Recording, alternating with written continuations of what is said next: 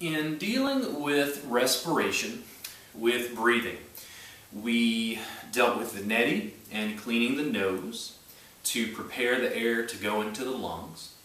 We then covered the glottis and ujjayi breathing to talk about closing down the pipe to add a little bit of resistance to the breathing, to strengthen the diaphragm, strengthen the intercostals and the musculature used to breathe. And I wanted to talk about additional components to the respiration, which includes inversions, particularly headstand in this moment. So when I am sitting and breathing, I have my diaphragm below the lungs. We talked about how the lungs only have so much room to expand. So if I do a back bend and open the chest, it creates more space. You're expanding the rib cage. You're creating more space for the lungs to deal with oxygen and carbon dioxide exchange. Well, in an upright position, what that means is the diaphragm has to work to make the in-breath. Because the diaphragm has to work to push the rib cage open. And as it expands, the abdominal organs are pushed down. In a headstand, it's the opposite. What that means is that the diaphragm then has to work to push the abdominal organs up, and then on the exhale you can completely relax.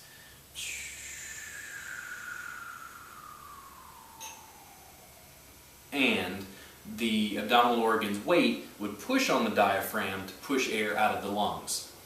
So we talked about how ujjayi breathing, that little rasp in the throat, you close down the pipe, adds resistance. Going upside down into headstand means that you're adding even more resistance because you're making the in-breath, the musculature for breathing, for respiration, in the in-breath work harder because it has to deal with the weight of the abdominal organs. In addition, the blood flow in headstand, of course, is upside down. You tend to pool blood in your head. You're raising the blood pressure in the areas which are then above, or normally are above your heart, which now are below. So my body has to work, heartbeat-wise, vascularity, to push blood into my feet because I'm upside down. Headstand I've described to people as being like a yogic cup of coffee. It's something that if I haven't had a chance to warm up before I teach yoga class, I'll do a series of headstands. I'll go into a headstand, maybe hold it for a minute or two, come out, do another. What I'm doing is very quickly, almost like sun salutations, you are flushing blood to your head up, to your feet down, back and forth, again and again. And what that tends to do is warm someone up, make them more alert. I feel awake, yet calm. And with practice, when you can hold the headstand easily, it's a wonderful pose. It's considered the king of poses, shoulder stand being the queen. I don't tend to like shoulder stand quite as much. Personally, my body, it doesn't seem to crave it in the same way that it does headstand.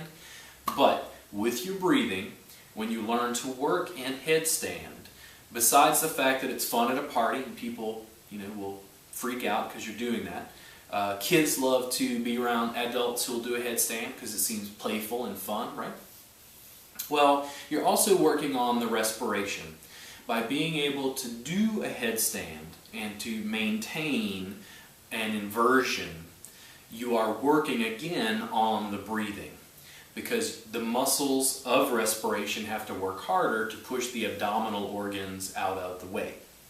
In addition, as you continue to breathe, the lungs cannot expand out of the rib cage. What the lungs can do through prolonged years of practice of breathing is expand down. The lungs themselves, I'm told, will, over time, if you continue to breathe, actually expand down towards the diaphragm. That you're increasing their volume for oxygen, carbon dioxide exchange, all the things that go along with breathing.